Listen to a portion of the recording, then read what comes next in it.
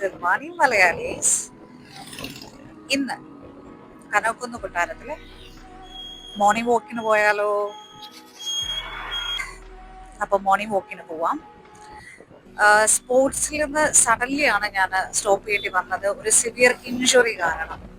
So അതെന്നെ mentally ഒരുപാട് effect ചെയ്തു. നമ്മുടെ ജീവിതത്തിൽ ഒരു ഡെയിലി റൊട്ടീൻ ആണ് എന്ന് നമ്മൾ വിചാരിക്കുന്ന കാര്യം സഡൻലി നമ്മളത് സ്റ്റോപ്പ് ചെയ്യുമ്പോൾ മാനസികമായി നമ്മളെ തളർത്തും. അപ്പോൾ എൻ്റെ അച്ഛനും ഞാനോട്ട് കനകുന്ന് കൊട്ടാരത്തിൽ വരും. ഇങ്ങനെയായിരിക്കും ഞാൻ പറയും, പക്ഷേ കനകുന്ന് കൊട്ടാരത്തിൽ പോയാലോ? അച്ഛൻ വരും.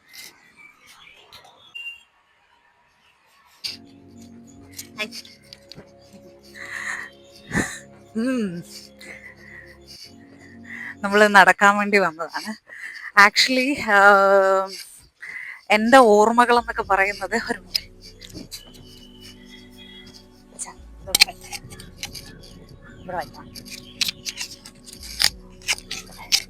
എൻ്റെ ഓർമ്മ ശരിയാണെങ്കിൽ യെസ് പ്രിയോ ഇങ്ങനെ എൻ്റെ ഓർമ്മ ശരിയാണെങ്കിൽ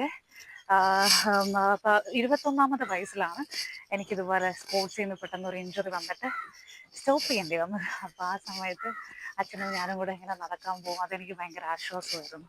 ഒരുപാടൊന്നും നമ്മൾ സംസാരിക്കില്ല, കാരണം അച്ഛനും കൂടെ ഇങ്ങനെ we just walk and enjoy the nature and that gives us so much of positivity. അതാണ് ഭയങ്കര ഇമ്പോർട്ടൻ്റ് ആയിട്ടുള്ള കാര്യം. അപ്പം പഠിക്കുന്നതേ ഉള്ളൂ ഒരു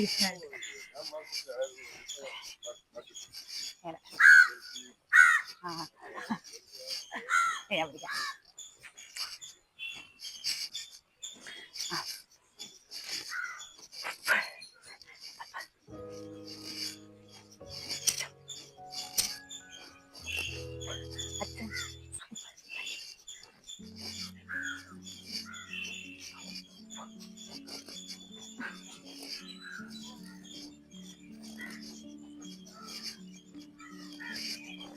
പണ്ട് ആക്ച്വലി അച്ഛൻ്റെ മുമ്പ് കോളേജ് പഠിക്കില്ലേ, കോളേജ് അപ്പം നടക്കുമോ? അപ്പം മാറി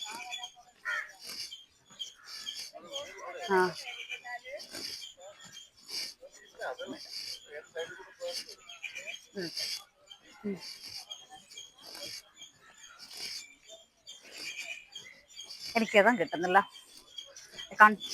ഗ്രിപ്പ് കിട്ടുന്നില്ല. മോർണിംഗ് ഞാൻ കുറച്ചൊന്ന് സീരിയസ് ആയിട്ട് എടുത്തു എൻ്റെ ഇഞ്ചുറി കഴിഞ്ഞ സമയത്ത്.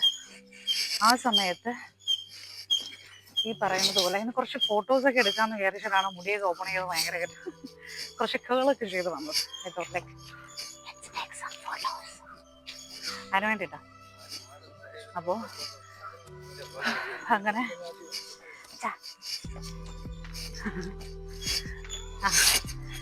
അപ്പോൾ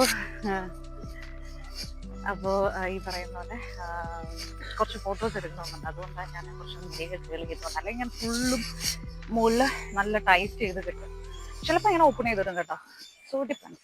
എനിക്ക് വോക്ക് ചെയ്യുമ്പോൾ നമ്മൾ എന്തായാലും സ്വെറ്റ് ആവും. വേർക്കുമെന്ന് പറഞ്ഞിട്ട് എന്താ ഇങ്ങനെയൊക്കെ ഇട്ട് വന്നതെന്ന് ചോദിച്ചാൽ I said already like I want to take some pictures. Actually പറഞ്ഞു തന്നെ നമ്മളൊരു പാതി പോർഷൻ എന്ന് പറയാൻ പറ്റില്ലെങ്കിൽ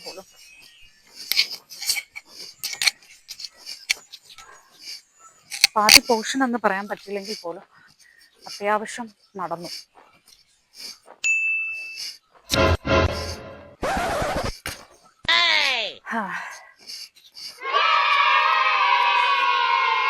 ഞാനും അച്ഛനും അങ്ങനെ ഒരുപാട് സംസാരിച്ച് നടക്കുന്നവരല്ല. നമ്മൾ ജസ്റ്റ് ഇങ്ങനെ നടക്കും, ഇടയ്ക്കിടയ്ക്ക് സംസാരിക്കും. കമ്മ്യൂണിക്കേഷൻസ് എന്ന് പറയുന്നത് അങ്ങനെയാണ്. നമ്മൾ സ്ഥിരമായിട്ട് ആളുകളുമായി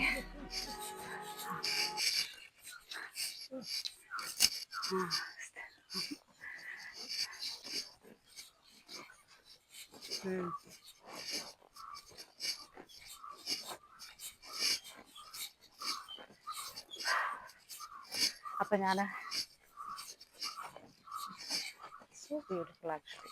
പണ്ട് ഞാനിങ്ങനെ പെട്ടെന്ന് ഈ പറയുന്നത് പോലെ സഡൻലിയാണ് കൊച്ചിയിലേക്ക് ഷിഫ്റ്റ് ആയത്. പാരൻസിനെ സമ്മതിപ്പിക്കുക എന്ന് പറയുന്നത് ഭയങ്കര ഒരു യുദ്ധമായിരുന്നു. ഞാൻ തിരിഞ്ഞു നടക്കുകയാണ്, നോക്കട്ടെ എത്ര ദൂരം പോകാൻ പറ്റുമായിരുന്നു. സോ അങ്ങനെ പെട്ടെന്നായിരുന്നു ഞാൻ അങ്ങനെ ഒരു ഡിസിഷൻ പറഞ്ഞതും ഫാമിലിയെ കൺവിൻസ് ചെയ്തു. അപ്പം അങ്ങനെ ആദ്യം ഷിഫ്റ്റ് ചെയ്തപ്പോൾ ഫാമിലിയും കൂടെ എൻ്റെ കൂടെ അവിടെ വന്നു.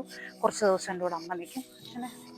അച്ഛൻ്റെ ഒരു വരുമാനത്തിലാണ് നമ്മുടെ വീട് തന്നെ പോയിക്കൊണ്ടിരിക്കുന്നത്. അപ്പോൾ പിന്നെ അച്ഛന് ഇവിടെ നിന്ന് എങ്ങനെ വരാൻ കഴിയും? സത്യം പറഞ്ഞാൽ അപ്പോൾ അവിടുത്തെ റെൻ്റ് എന്നൊക്കെ പറയുന്നത് ഭയങ്കര ഒരു ഭാരിച്ച ചിലവ് തന്നെ ആയിരുന്നു ഞങ്ങൾക്ക്. പക്ഷേ എനിക്കറിയില്ല, ഞാൻ ആ സമയത്ത് എന്നെപ്പോൾ ഇങ്ങനെ ഒരു രണ്ടുപേരും വെച്ച് സംസാരിക്കാൻ കഴിയാത്ത ആളുകളായതുകൊണ്ട് തന്നെ മറ്റുള്ളവർ എൻ്റെ ഒരു ഡ്രസ്സ് എന്നെ കാണുമ്പോൾ തന്നെ നമ്മളെപ്പോഴും എൻ്റെ ഒരു അപ്പിയറൻസും എൻ്റെ വേ ഓഫ് ടോക്കിങ് വെച്ച് എന്നെ ജഡ്ജ് ചെയ്യുമായിരുന്നു. ഓക്കെ, പക്ഷെ അത് പ്രശ്നമെന്നല്ല ഞാൻ പറയുന്നത്. What I want to say is all about like ആ ഒരു സമയത്ത് ആളുകൾ അപ്പോഴും എന്നെ ജഡ്ജ് ചെയ്യുന്നുണ്ടായിരുന്നു. മോഡലിംഗ് ഇൻഡസ്ട്രിയാണ്, ഡ്രസ്സൊക്കെ വെല്ലായിട്ടിട്ട് പോകുന്നുണ്ട്. അപ്പോൾ people think like yes, financially കുറച്ചും കൂടെ വെല്ലായിരിക്കും ഗോകുല ഫാമിലി. ഞാനത് ആവറേജ് ഫാമിലിയാണ്. ഞാൻ ഏതൊരു ഇൻഡസ്ട്രിയിലേക്ക് പോകുമ്പോഴും എൻ്റെ ഒരു attires, the way I am wearing the dress, ഇതൊക്കെ കാണുമ്പോൾ ദേ ഫീൽ ലൈക്ക് ഓക്കെ, സാമ്പത്തികമായിട്ട് ഗോകുലയ്ക്ക് പ്രശ്നമൊന്നുമില്ല എന്ന് ഒരു തോട്ട് അവർക്കൊക്കെ ഉണ്ടായിരുന്നു. ഞാനത് തിരുത്താനും പോയിരുന്നില്ല എന്നുള്ളതാണ് സത്യം. എന്നിട്ട് അച്ഛൻ ജസ്റ്റ് നടക്കാൻ പോയട്ടോ, ഞാൻ സംസാരിച്ചിട്ട് വരാമെന്ന് വെച്ചാൽ പണ്ട് വ്ളോഗൊന്നും ഇല്ലല്ലോ, ഒരുമിച്ച് അങ്ങ് നടക്കുക, ഒരുമിച്ച് ഇതൊക്കെ വീഡിയോ, ലൈറ്റിങ്, നല്ല കറക്റ്റ് ലൈറ്റിംഗ് ഉള്ളിടത്ത് നിന്ന് സംസാരിക്കുക, അങ്ങനെയുള്ള കുറച്ച് കാര്യങ്ങളൊക്കെ ഉണ്ടല്ലോ. സോ അപ്പോൾ മൈക്കിൽ കേൾക്കുന്നുണ്ടെന്നാണ് എൻ്റെ വിശ്വാസം. ഹെയറും കൂടെ ഫ്രണ്ടിൽ ഇട്ടതുകൊണ്ട്. അപ്പോൾ സ്റ്റാർട്ടിങ്ങിൽ അങ്ങോട്ട് ഷിഫ്റ്റ് ആവുന്ന സമയത്ത് അച്ഛനും അമ്മയും തന്നെയാണ് എന്നെ ഫൈനാൻഷ്യലി ഹെൽപ്പ് ചെയ്തത്. അപ്പം ഒരു സാധാരണ ഫാമിലിയിൽ നിന്ന് വരുന്ന എന്നെ പോലുള്ള ഒരുപാട് പേരുണ്ട്. അപ്പം അവർക്ക് ഒരുപാട് സ്വപ്നങ്ങളും ഉണ്ട്. അപ്പം അവർ ബ്ലാങ്ക് ആയി പോകും, അവർക്ക് എന്ത് ചെയ്യണമെന്ന് അറിയില്ല. സ്വപ്നങ്ങൾ ഒരുപാടുണ്ട് കയ്യിൽ. ഒരു സാധാരണക്കാരൻ അങ്ങനെ കൊച്ചിയിൽ ഷിഫ്റ്റ് ചെയ്ത് എങ്ങനെ എന്നൊക്കെ പറഞ്ഞ ഒരുപാട് സംശയങ്ങൾ എൻ്റെ അച്ഛൻ്റെയിലും അമ്മയുടെയിലും അക്കൗണ്ടിലുണ്ടായിരുന്ന സേവിങ്സ് ഒക്കെ അതാണ് അഡ്വാൻസ് കൊടുക്കാൻ ഹെൽപ്പ് ചെയ്തത്. അങ്ങനെ ഞാൻ അവിടെ ഷിഫ്റ്റായി. അമ്മയും അച്ഛനും ഒക്കെ, അമ്മ എൻ്റെ കൂടെ ഇടയ്ക്ക് വന്ന് നിൽക്കും, അച്ഛൻ വന്ന് നിൽക്കും, ചേച്ചിയായിട്ട് നിൽക്കും, മാറി മാറി. ഞാനിവിടെ കുറച്ച് ദിവസം നിൽക്കുമെങ്കിൽ അവിടെ പോയി നിൽക്കും. സോ അങ്ങനെ 7 വർഷങ്ങളാണ് കഴിഞ്ഞു പോയത്. ശരിക്കും പറഞ്ഞാൽ എന്നെ സംബന്ധിച്ചിടത്തോളം ഇനി നടക്കാം. എന്നെ സംബന്ധിച്ചിടത്തോളം എനിക്കൊരു കാര്യം അറിയാം, ഞാൻ ഒരുപാട് ഹാർഡ് വർക്ക് ചെയ്തിട്ടുണ്ട്. മാന്യമായ രീതിയിൽ ഓപ്പർച്യൂണിറ്റീസ് വന്നപ്പോൾ എൻ്റെ ബെസ്റ്റ് ഞാൻ കൊടുത്തു. സ്ത്രീകൾക്ക് പരിധിയുണ്ട്. ഇപ്പം മാറി കാണാം. ഞാൻ വന്നത് 2018-17 ടൈമാണെന്നാണ് എൻ്റെ ഒരു ഓർമ്മ. ഒരു 9 years ആയി. അപ്പം കൂട്ടിക്കോ ബാക്കിലോട്ടെ. അപ്പോൾ തൊട്ട് ഓക്കെ, ആ സമയത്ത് നോക്കുകയാണെങ്കിൽ ഈ പറയുന്ന സോഷ്യൽ മീഡിയ എന്ന് പറയുന്ന യൂട്യൂബേഴ്സൊക്കെ ഉണ്ടായിരുന്നു കേട്ടോ. പക്ഷെ ഞാൻ ഇൻഡസ്ട്രിയിലോട്ട് വന്നതല്ലേ ഉള്ളൂ, അപ്പം നമുക്ക് ഇതിനെപ്പറ്റി മനസ്സിലാക്കുന്നതേ ഉള്ളൂ. ഞാൻ ഈ ഇൻഡസ്ട്രിയെ പറ്റി മനസ്സിലാക്കുന്നേ ഉള്ളൂ. അപ്പം ഇറ്റ്സ് ടേക്ക് ടൈം, റൈറ്റ്? അപ്പം അതിൻ്റേതായ കാലതാമസങ്ങൾ ഉണ്ടായിരുന്നു. അന്ന് എൻ്റെ കയ്യിൽ ഐഫോണൊന്നും അല്ല, നോർമൽ ഫോണാണ്. ഒരു തലയ്ക്ക് നല്ലതായിരുന്നു,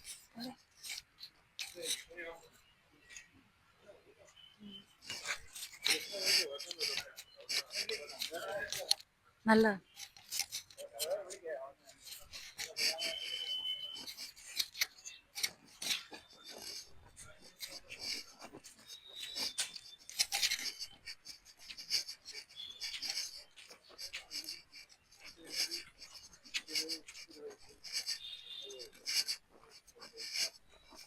പറയുന്നത് സംസാരിക്കാൻ അച്ഛന് കഴിയില്ലല്ലോ. അപ്പോൾ അത് എനിക്ക് പറയുന്നൊരു പരിമിതികളുണ്ടല്ലോ, അതെല്ലാവർക്കും മനസ്സിലാകുമോ എന്നുള്ളതായിരുന്നു ക്വസ്റ്റ്യൻ. നല്ലതാണ് വോക്ക് ചെയ്യുന്നത്, കുറച്ചേ സംസാരിക്കുള്ളൂ, പക്ഷെ സംസാരിക്കും. ഞങ്ങൾക്ക് വേണ്ടി സംസാരിക്കും അച്ഛൻ. പക്ഷെ റിയൽ ലൈഫിൽ ഒരുപാട് സംസാരിക്കുന്ന ഒരു പേഴ്സൺ അല്ല അച്ഛൻ. ആവശ്യത്തിന് സംസാരിക്കും. പക്ഷെ സുഹൃത്തുക്കളെ കിട്ടേണ്ട ആവശ്യത്തിന് സംസാരിക്കുന്നുണ്ടോ ഇല്ലെന്നല്ല ഞാൻ പറയുന്നത്. കുറേ റെസ്പോൺസിബിലിറ്റീസ് കാരണമാണ് അച്ഛന്മാർ സംസാരിക്കാത്തത് എന്ന് പറയുന്നവരുണ്ട്. പിന്നെ അതുമല്ലാണ്ട് രണ്ടാമത്തെ കാറ്റഗറി, അവർ അവരങ്ങനെയാണ്, അവര് ഒരുപാട് സംസാരിക്കുന്നവരായിരിക്കില്ല. എൻ്റെ അച്ഛൻ സംസാരിക്കും. ചില സ്ഥലങ്ങളിൽ ചില ആളുകളോട് സംസാരിക്കുമ്പോൾ അവർക്കത് സന്തോഷം കിട്ടും. അല്ലെങ്കിൽ എന്ത് പറ്റി സംസാരിക്കും എന്ന് പറഞ്ഞാൽ സംസാരിക്കും. പക്ഷെ എല്ലാവരും ഓർമ്മയുണ്ട് അച്ഛൻ. അയ്യോ, മൈക്കിന്റെ കാര്യം മറന്നങ്ങ് സംസാരിക്കുകയായിരുന്നു, കേട്ടു എന്നാണ് വിശ്വാസം. അപ്പോൾ അച്ഛന് പോവാണെന്നാണ് പറയുന്നത്. ബൈ ഉമ്മ, ബൈ. അപ്പം ഞങ്ങൾ കഴിഞ്ഞു. കുറേയൊക്കെ എടുക്കാൻ ഫോണിൽ സ്പേസും വേണ്ടേ, പിന്നെ ഇത് പരമ്പരയല്ലല്ലോ. സോ ലിമിറ്റേഷൻസ് ഉണ്ട്. ഫോണിൽ സ്പേസും കുറവായിരുന്നു. അപ്പം ബാക്കിയുള്ളതൊക്കെ ഇന്നലെ ഡീറ്റെയിൽസ് ടൈമേ കിട്ടിയില്ല. പക്ഷെ മാക്സിമം എടുത്തു കേട്ടോ. I did my best. എടുക്കാൻ പറ്റുന്ന അത്രയും മാക്സിമം എടുത്തു. പോവാണ്.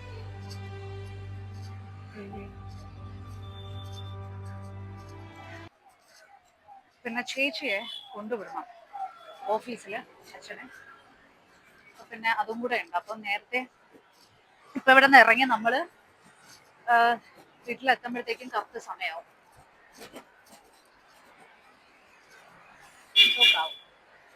പോലീസ് ലേഡിയാണ്.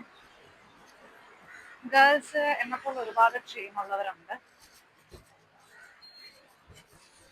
അവരെ ഒന്നി അവരുടെ അച്ഛൻ അല്ലെങ്കിൽ ചേട്ടൻ ആരെങ്കിലും, പിന്നെ മാരേജിന് ശേഷമുള്ളത് പിന്നെ ആലോചിക്കാം.